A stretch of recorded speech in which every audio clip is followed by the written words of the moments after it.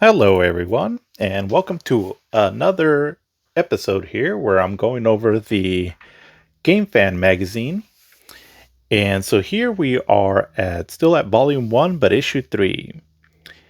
And so I'm trying it in this uh, landscape mode to see if this kind of looks a little bit better. Not sure if, because this will kind of show 2 pages at once and all, but not sure if it's going to be clear enough and all. So we'll see how this one goes. But let's see. So we got Battletoads in the front here.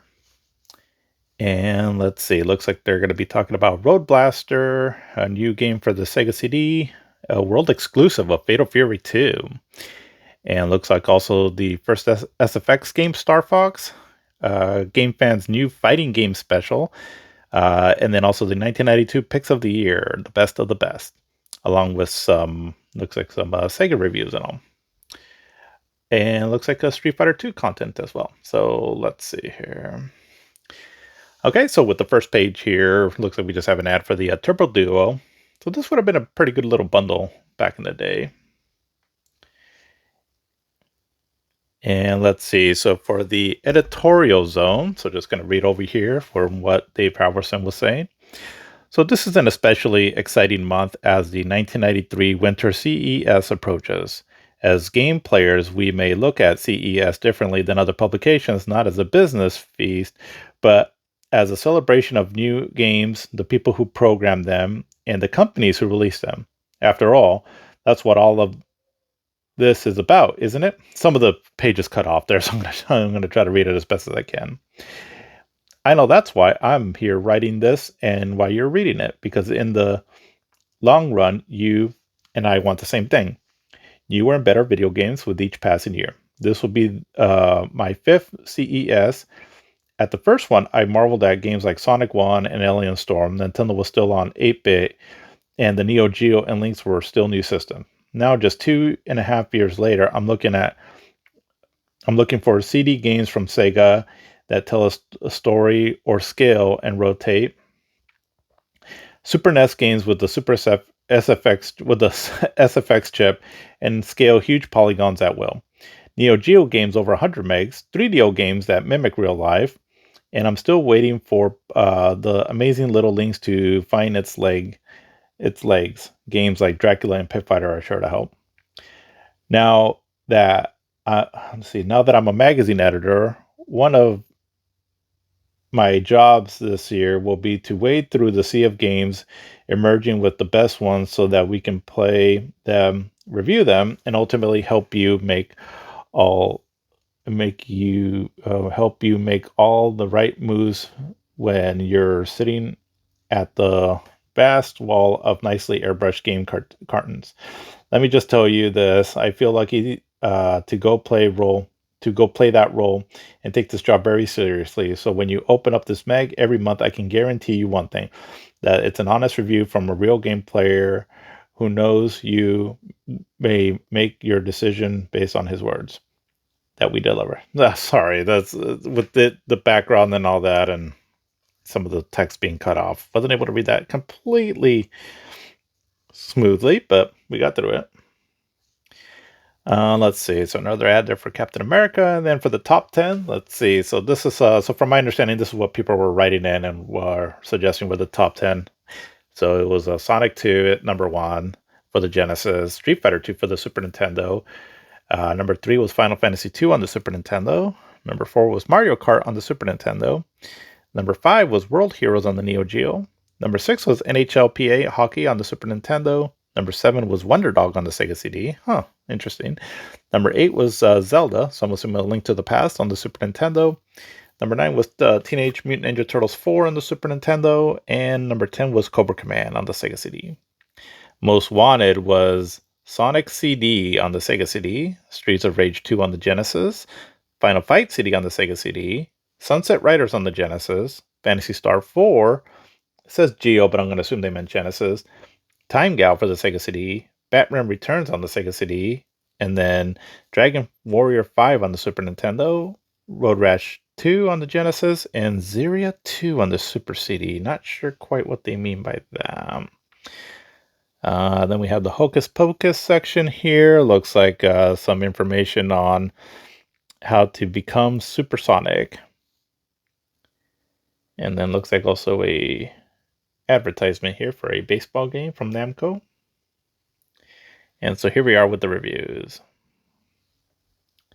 I'm gonna kind of scale up here. So let's see. So it looks like Skids pick, so he's saying even up against the likes of Streets of Rage 2 and Road Blaster, Shinobi 2 gets my adrenaline going. I'll play it all year. Brody picked, see, he said, Sega had a seriously strong showing of titles and the choice was extremely tough. After hours of play and careful thought, Streets of Rage 2 it is. And then, because now we have two new reviewers, and so now it's Tom Slick, and so he's saying, let's see. With so many to choose from, one stuck in my mind as being above the rest in every way. Streets of Rage 2 is an instant classic. Good job, Sega. And then the Inquirer, let's see if I can kind of read there. It says, being a fighting game fanatic, Streets of Rage 2 is my pick of the month. Graphics, music, and everything else make this game the uncontested winner. And so it looks like so we have World of Illusion here, which I talked a little bit about last time, which is a great 2D platformer. So they give it pretty high marks at 91%, 98, 99, 91. And then Streets of Rage 2, so they give it a 97, 95, 97, 97. And Streets of Rage 2 is amazing. I mean, it's just great. It's the best beat 'em up of the time, and the music is just outstanding. The gameplay is just untouchable in this genre here for me. What I like about it is just that the way that the characters, the collision between the characters and all that, right? And all where sometimes with some beat 'em ups, especially from this time frame, like the characters didn't feel like they connected well, like the punches when you try to grab him and all that. Streets of Rage, and even with the first one, and then it really improved on the second one, just made that connection feel better. So that means the impacts of the hits and the body slams and all that just felt more impactful. And then you get a great graphics, right, and all, an amazing soundtrack, a great level designs and all, and you just, yeah, I mean, it's, the best of the genre. And then we had Crew Ball here, a pinball game, a pinball game with a Motley Crue. They didn't give it the highest marks, but then we had a Turbo E-Spirit Challenge. So Revenge of Shinobi 2. So I'm kind of curious about this one just because, so this ended up becoming Shinobi 3, the Ninja Master, but the game originally came out at this time. And so at least to the point where they got review copies, apparently. So let's see. I'm kind of curious what they were talking about it on this one here. So see, the magic is back. The new Shinobi is even better than the first, if you can believe it. With great new backgrounds and bosses and a whole new set of moves, the graphics push the limit of the system and all the way. Attention to detail is amazing, and the game plays like a dream. Shinobi's back. This seems to be Sega's season for sequels that outdo their originals, and Shinobi 2 is no exception. This game has all the playability of the original plus a cool new set moves. The graphics are sharp and detailed, and the animation is flawless. This game must be played. Oh, yes, it must. 'Tis the season for Sega sequels. Too bad you're going to have to wait for this one. Revenge of Shinobi 2 has everything the original had, and new moves including ninja splitting sword attacks, crisp graphics, nice scrolls, and awesome animation. Instant classic.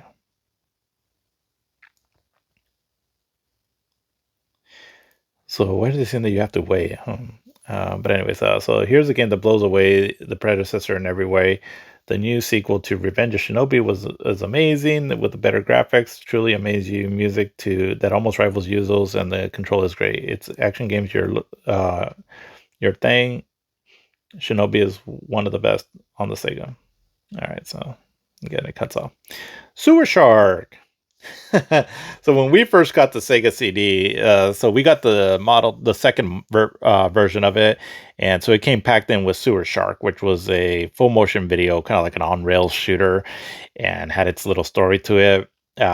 It's very cringe, but at the time, it was still, there was a certain.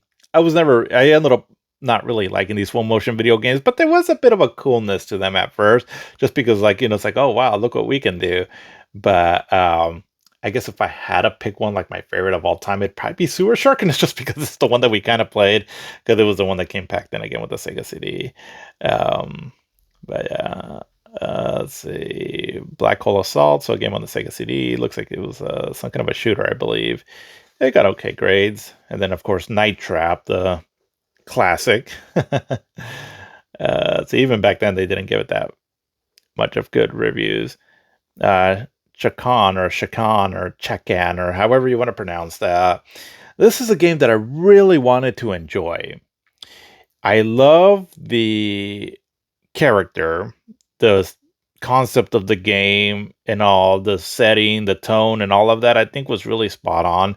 The music wasn't half bad, also for being an American-made Sega game, because I think that I don't know to what point, but I know that the Sega Genesis eventually started using a certain sound engine or whatever, and it was called like Gems or something like that. And the sound quality isn't the best.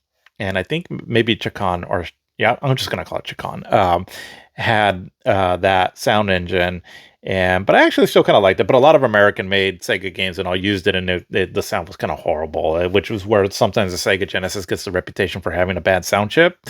And if you're using something like that, then yeah, but then you get really good stuff, right? And all, like, let's say Streets of Rage 2. So it could output good music. It's just, again, how they were utilizing the sound chip on it and all.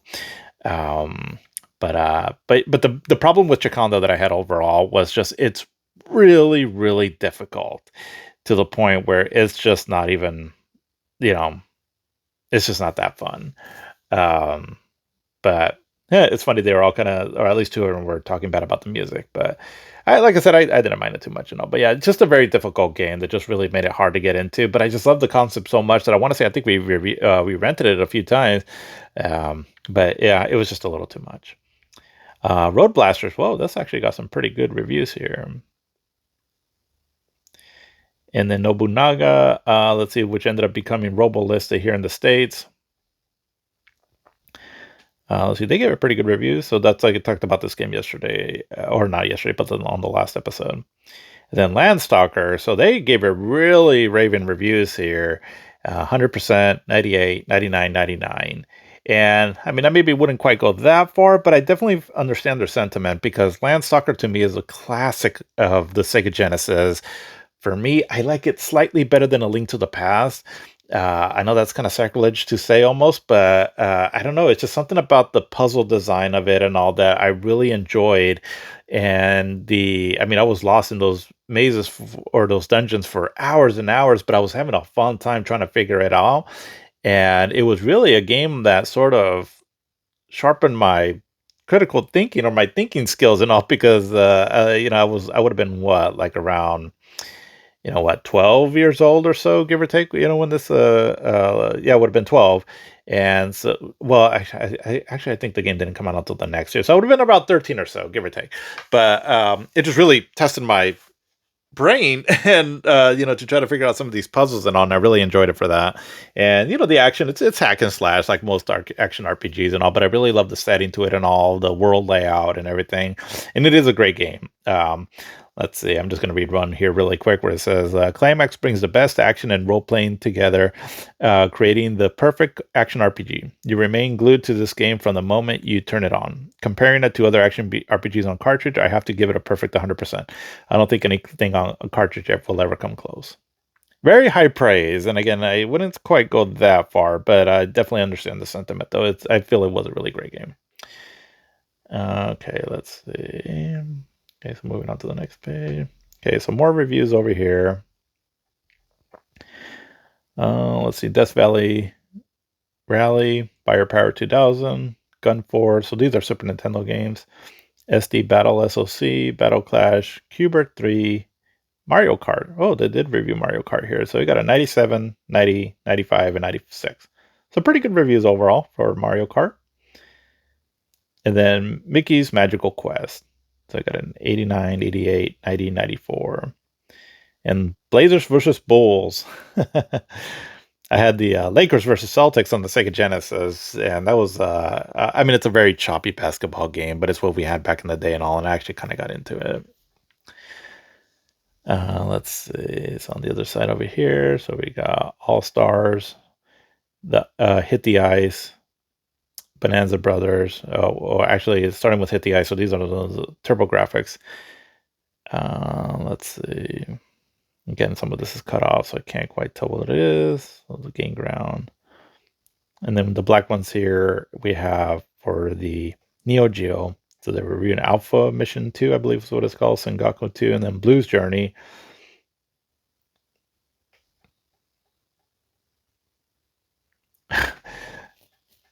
So let's see. So thanks to me, this game finally made it. Blues Journey never got the recognition it deserved as one of the best action platform games ever on a home system. The graphics and colors will blow you away, and the gameplay is fun and unique.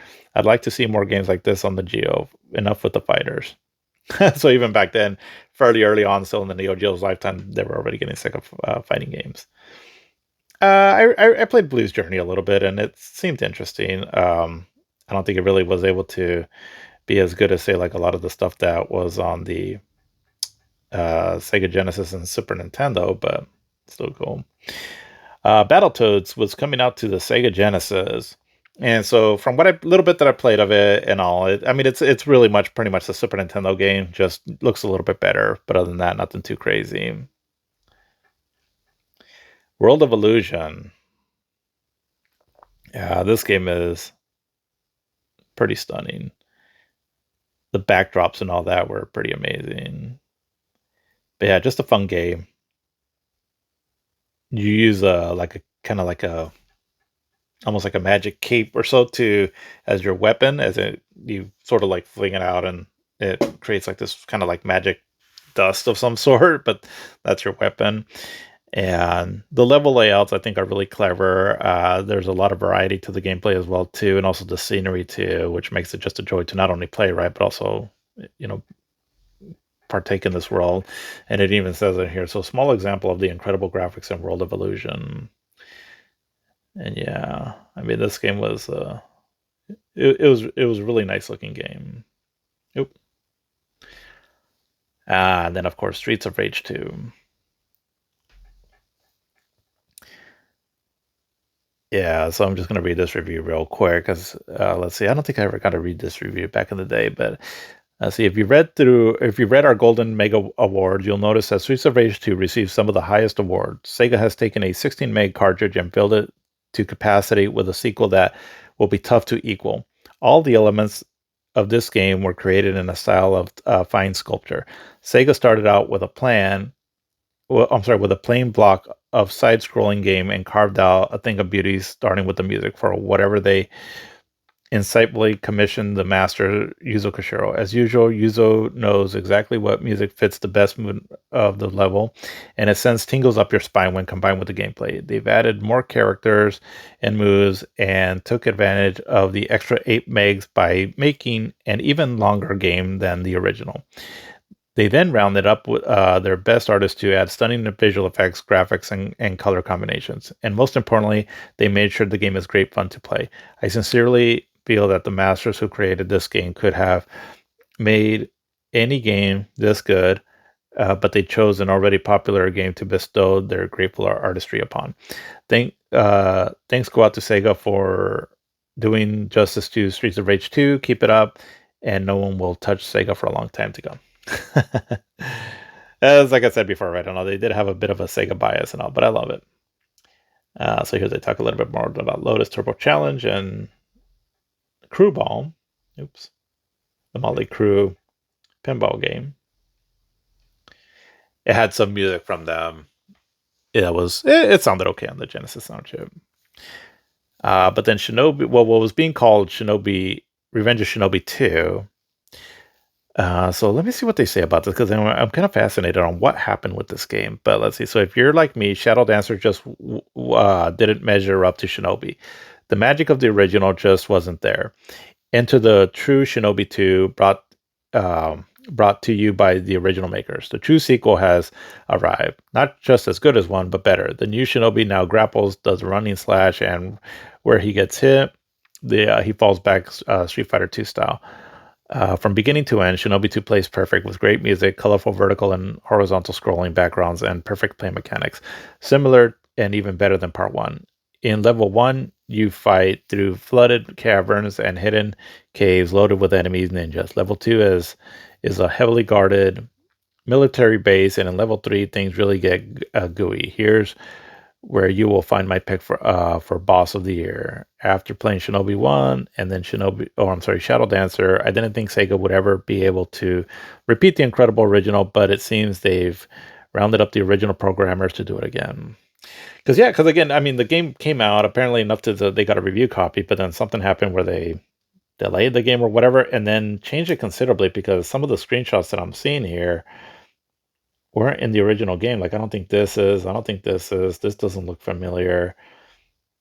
I mean, this boss does, but that stage there doesn't. This doesn't look familiar either. So, I'm sure there's something out there on the internet that, as far as like what happened. But then the Adventures of Willy Beamish, so a game on the Sega CD. I never did play this one, but it seems to be some kind of a point and click kind of adventure. Speaking of point and click, well, kind of Super Shark. It's like an on-rail shooter, and like I said, right, it's super cheesy, and all the intro alone is just hilarious. Um, it's funny though that they actually gave it decent reviews. Then Black Hole Assault, and then Night Trap. Oh, the glories of grainy full motion video, and then Annette again, and then Chakan.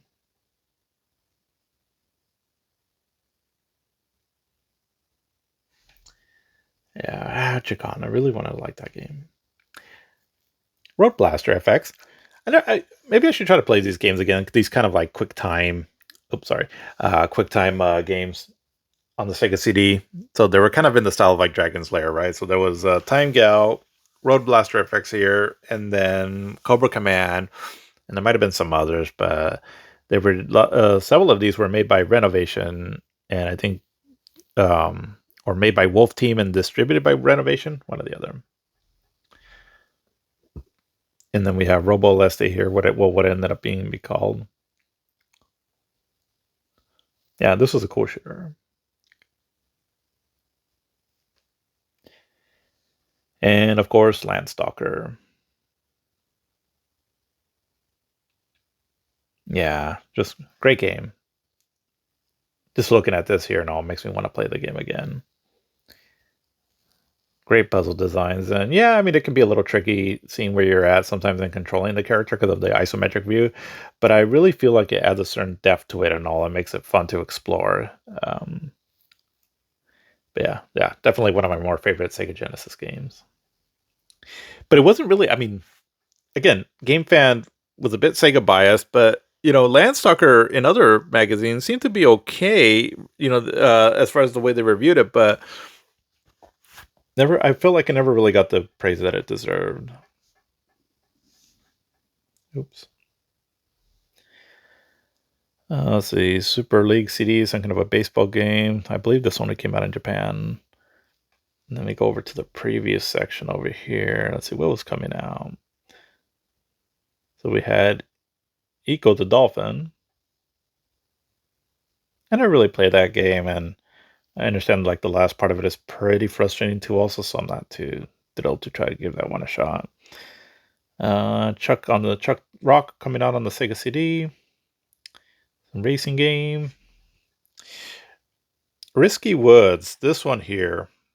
What I remember about this game, it's kind of sort of like a Ghouls and Ghosts, but what I remember about it too also is, okay, so these two games right here. So I talked about this one last episode, but Risky Woods and Deadly Moves. So there were some of the first two games that I can recall that we rented on the Sega Genesis, which led us to renting a bunch of games on the Sega Genesis. And it started with these two games right here.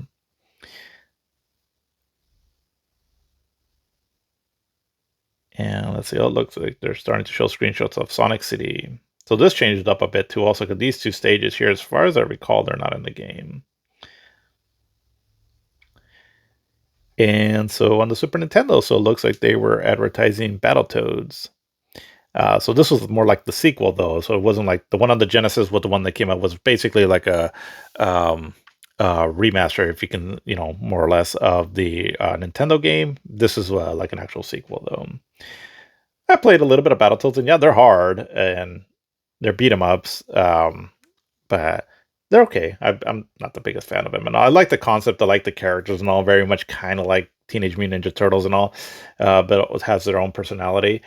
But I don't know, something about it though that it's it's fun. But they're fun games, but um, not something that I would really continually want to seek out and play. Also, probably because I just suck at it. But Werlo and Congo's Caper.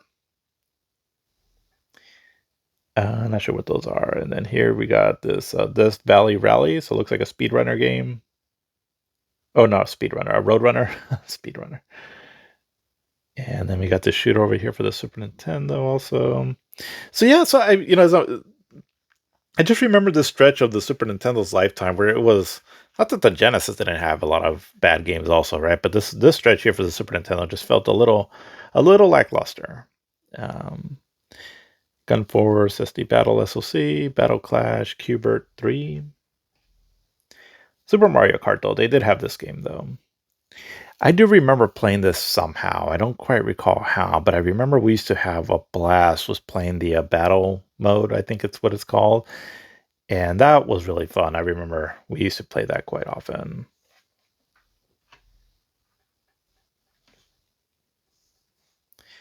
And so the Magical Quest starring Mickey Mouse. This game, I believe, we touched on a little bit on the last episode. And yeah, it seems like a fun Disney game from Capcom. Definitely want to give it a shot at some point. Bulls versus Blazers, NBA All Star Challenge. So again, this was during the time where there was a lot of competition in the sports genre of video games. Kind of miss that. And what do they have over here for previews? Let's see on the Super Nintendo. So Kataro's Adventure, Albert's Odyssey. That was an RPG. Batman Returns from Konami. That was a pretty cool beat 'em up. I did get into that game. It's funny because yeah, we must have rented a decent amount of games for the Super Nintendo then back in the day from our that when our friend would come over and bring it over, I guess, or we would come over to go to his house, one or the other. Okay. Oops. All right, then we got an advertisement over here, and then we got Hit the Ice on the TurboGrafx. I played this on the Sega Genesis, and I remember I thought it was fairly fun. Where back when we used to get like arcade style sports games, those I'm always a big fan of those too. Also, and I miss those there. So some stuff coming out for the TurboGrafx or the Turbo Duo. Talking about Lord of Thunder and Gates of Thunder over here. These games were fun shooters, great music. Let's see, what do they talk about it over here? Gates of Thunder shows off the new capabilities of the CD upgrade with great animation, a heavy metal soundtrack, hardly any loading, and multi-layered scrolling. And there's a sequel on the way. If Gates of Thunder is any indication, the Lords of Thunder will be 1 in 10 shooter and another great reason to own a Turbo Duo. Yeah, the TurboGrafx or Turbo Duo, Turbo CD, and all that. A lot of great shooters on it. I want to experience a handful of them, but like I love Lords of Thunder. I think that's a great game. Which I don't know if it was a sequel to Gates of Thunder, but because they're very different. Gates of Thunder is kind of more of a sci-fi space shooter, where Lords of Thunder it's more like a fantasy medieval kind of shooter. Um,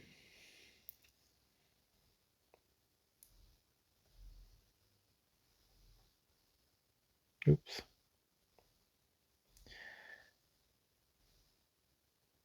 Okay, there we go. Spriggan Mark II.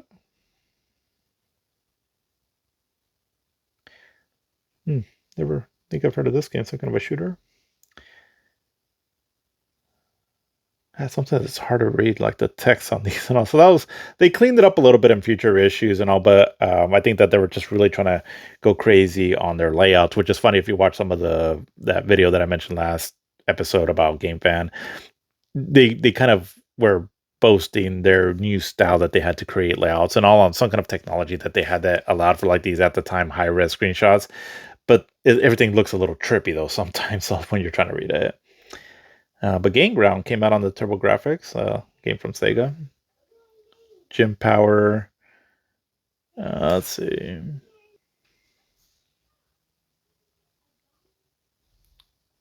Oop, wrong direction. And then for the Neo Geo, what are we talking about here? Alpha Mission 2. So this seemed like to be another kind of a shooter. So the Neo Geo mainly fighters, beat 'em ups, shooters, and arcade sports games. But it did them pretty well though. And then Sengoku 2 is like kind of like a beat 'em up, hack and slash, I believe. Blues Journey. So here's a platformer game that they had. I have it on the Switch, on the Neo Geo lineup that came out on it that you can buy. It has a bunch of Neo Geo games. I recall it was kind of fun, but I didn't think it was anything too special. Advertisements there for a fight stick, and looks like so they have their little fighting game section here. So it looks like they're talking about Fatal Fury, Power Athlete, which I know it has deadly moves, and then Fist of the North Star 6. So Fist of the North Star was a pretty popular manga slash anime, I believe, in Japan. The only thing I really know about it was there was a Genesis game that it was called Last Battle, but in Japan it was a Fist of the North Star game, I believe. Well, it took that name of that and all. But seems like a pretty cool concept, kind of like a apocalyptic fighter anime kind of style to it. I don't know if I'm right on this, just but from what I've seen of like the video games and all and the artwork and all, it almost seems like the movie Cyborg from back in the day was Jean-Claude Van Damme, kind of like something similar to that, but in an anime form. Art of Fighting. This game was impressive with the scaling, how the screen would scale in and out. That was always a cool effect. Street Fighter 2, the OG. Yeah, nothing can really touch Street Fighter 2 back then. A lot of Neo Geo games tried, but they just weren't quite as good. It just came down to the mechanics and the feel of the characters and all that. It just Street Fighter 2 just did it so well. Battle Blaze? Not sure quite what that is. Ramna 1.5. I remember hearing about these games, but don't recall it too much. And then Mortal Kombat. So Mortal Kombat, I mean, it was definitely one that was probably the only one that can compete against Street Fighter 2, and it's just a lot of it mainly because of the violence. Because the game mechanics to the Mortal Kombat games, I mean, you take out the violence and all, and they're not the greatest fighting games, but you add the fatalities to it and all that, and it definitely it makes it worth playing.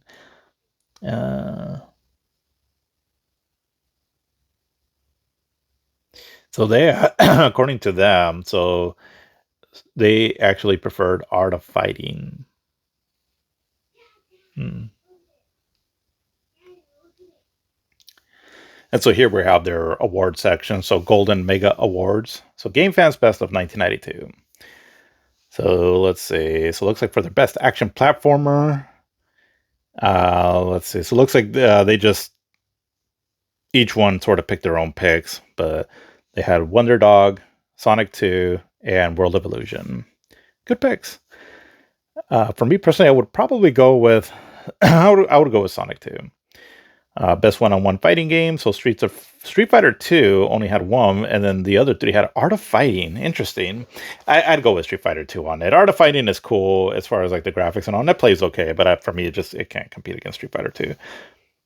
Best action fighting. So that's between the Turtles, Hyperstone Heist, or Streets of Rage 2. I gotta go with Streets of Rage 2 on that one. Best movie game. So Star Wars or Alien 3. I mean, out of those right there, I'll probably pick. I've played both of them a decent amount. I'm probably gonna go with the Super Star Wars game on the Super Nintendo. Best shooter. Oh, this one's easy. I mean, they had Space Mega Force and Air Zonk in there, but Thunder Force 4, or as we know it here in the States, Lightning Force. I mean, that's probably my favorite shooter of all time. So yeah, I'm gonna go with that one. Best cartoon game. So they had Tasmania and World of Illusion. Well, Tasmania on the Genesis. I'm gonna go with the World of Illusion on the Genesis. I mean, that's a great game. And for best RPG, so they had Zelda 2, which I believe it's the Legend of Zelda: Link to the Past, and then Soul Blazer. I haven't played Soul Blazer, and I heard it's pretty good. But A Link to the Past, I mean, that game is a classic, so definitely got to go with that one. Puzzle game, they had Cubert 3, Krusty's Funhouse, and Lemmings. I've never really played either one of them. I played a little bit of Lemmings, so I guess I'll go with Lemmings. Best simulation, so they had Steel Talons and Battle Tank. I haven't really played any of those, so I can't say on that one. For best sports, they had Baseball Stars 2 on the Neo Geo and Madden 93. Haven't played Baseball Stars 2, but I have played the Madden games on the Genesis, and those were always fun, so I'm going to go with that one. And again, these are just what they picked and all. There might be some other games that came out this year that I would have preferred, but I can't quite recall, exactly which games came out back then, right, for me to consider like if they should have been on here. The best driving game, so they had Mario Kart and Top Racer. I'm gonna go with Mario Kart. Best sound effects, they had Global Gladiators or Super Star Wars. I don't know about Global Gladiators as far as the sound effects, but I know the Super Star Wars games on the Super Nintendo sounded decent, so I'm gonna go with that one. And for strategy, War Song and Rampart, never really played any of those, so can't say. Best intro, they had Wonder Dog and Out of This World. Wonder Dog, I mean, I think back then because they had like an animation to it and all because of the Sega CD, but it's kind of looks kind of bad nowadays. But Out of This World, that game had an interesting intro, and also I'm going to go with that one there. Best action adventure, the Legend of Mystical Ninja and Cybernator and Prince of Persia. Out of those there, I'm going to go with Cybernator. I do remember liking Cybernator a lot. Best character, they had Guile from Super Nintendo, Dawson from the Street Fighter 2, Cybernator and Wonder Dog. I guess I'm going to go with Guile. And best arcade translation, everyone pretty much picked Street Fighter 2 on the Super Nintendo, which I gotta agree with. I don't quite recall what might have else come out that year, but yeah, Street Fighter 2 on the Super Nintendo. I mean, it was a pretty good adaptation. Granted, the graphics weren't as good. I mean, back then, oh geez, I'm moving this all over the place, aren't I? But the graphics back then, I thought that they were really good, right, on the Super Nintendo. And in my eyes, I almost thought I was like, oh wow, this is like arcade perfect. Now, as I played in, I'm able to compare between the two of them and all that.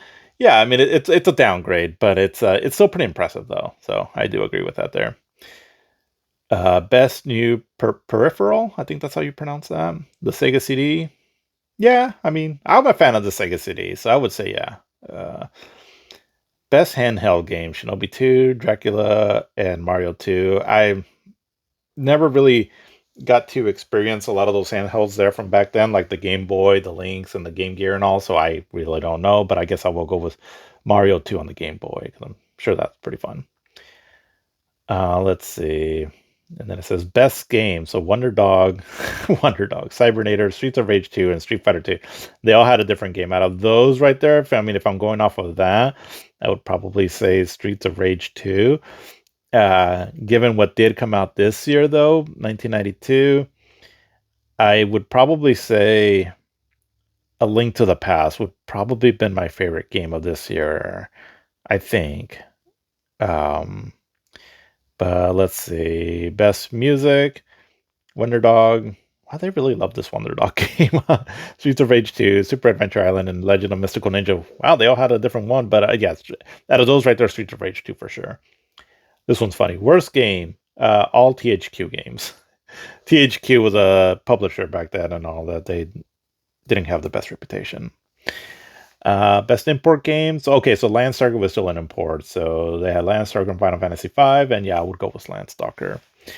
Best boss. Thunder Force 4 level 5. Oh yeah, I would definitely go with Thunder Force 4. Or again, Lightning Force. And best music import game. So Lunar Imphea on the Mega CD. And Final Fantasy. I would go with Lunar on the Sega CD because that soundtrack is amazing, and yeah, it's one of my favorite soundtracks actually of all time. So definitely would go with that one. And so here they talk more about hands-on portables, with the Lynx and the Game Gear. I don't have a whole lot of experience with either one of these. Not even the Game Boy. Again, I never owned one of them back in the day. And when I've tried to go back to them now, I mean, the games are a little archaic then. But maybe I should try some of these games. I don't to get more of a taste of what they're all about. And then here in the graveyard section, so we're doing... Is this... Okay, yeah, this is a Super Graphics system. So they were okay. So they were talking about super graphics. So this game was Granzor and Aldalese or something like that. Aldenese. I don't know how you pronounce that. I've messed around a little bit with the super graphics, and yeah, I mean it's my understanding is that so the TurboGrafx came out here in the United States in 1989, I'm pretty sure. And the Super Graphics though came out roughly around the same time in Japan. So I think that, but see, because the PC Engine had already been out in Japan for a while, but the TurboGrafx 16 is basically the PC Engine, and they just sort of like put it in the new shell and rebranded it here in the United States. But as far as like the power of it and all that, it was, as my understanding, pretty much the same thing.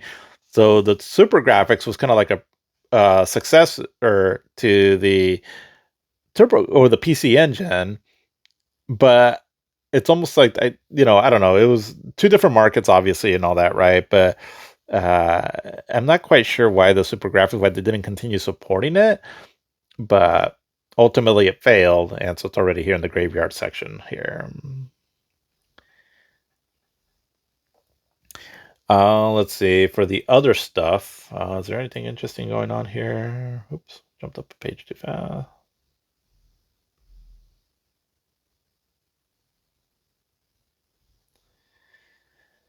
So they're already talking about the Panasonic 32-bit system known as a 3DO. Interesting.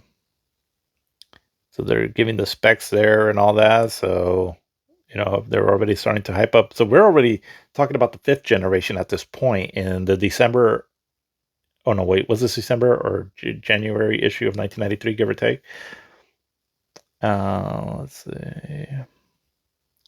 They're talking about a SNK CD for the Neo Geo.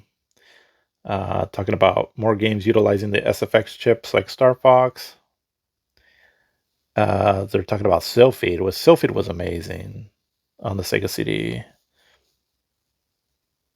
And they're talking about a Street Fighter 2 Championship Edition for the Mega CD, which that didn't quite pan out, but it was coming out for the Genesis. I think at this time, at least I know with Gamefan, they were really like hyping up the Sega CD and all, anticipating that a lot of games were going to come out for it and all. Ultimately, a lot of them didn't. So I don't know how much of this was just their personal hype for it or things that maybe they were hearing in the behind the scenes. But I do recall that about this magazine a lot. They're like, oh yeah, this is coming out on the Sega CD and this is coming out on the Sega CD. But I mean, some of them did, like I said, come out on the Sega Genesis, but just not quite on the Sega CD. But they were talking about how there was going to be a new 6-button controller, which is a great controller also. They were talking about Thunder Force 5, which that did come out, but that was later on though, and not on the Genesis or Sega CD. Let's see. They were also talking about a Fighting Street 2, which was Street Fighter 2 on the TurboGrafx, which is actually a really good port. They're talking about more games coming out on the Sega CD, and then again, some of them panned out or not. And then also the Empire Strikes Back, the Super Nintendo.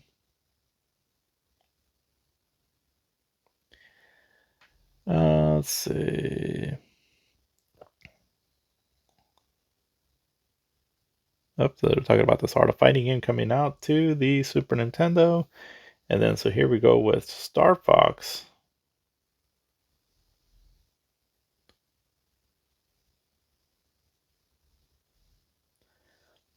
So here it is, the first SFX game for the Super NES. Even though these screenshots are early, we get the message. The Super NES can now scale polygons with ease.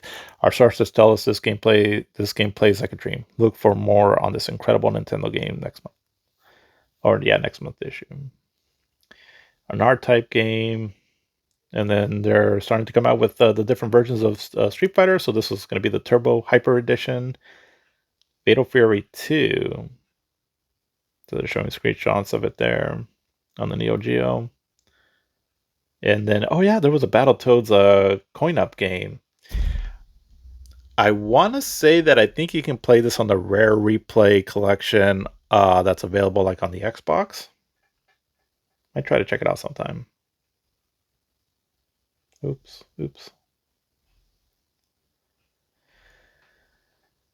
So here's the Postmeister section where they start, people that were mailing in questions and all.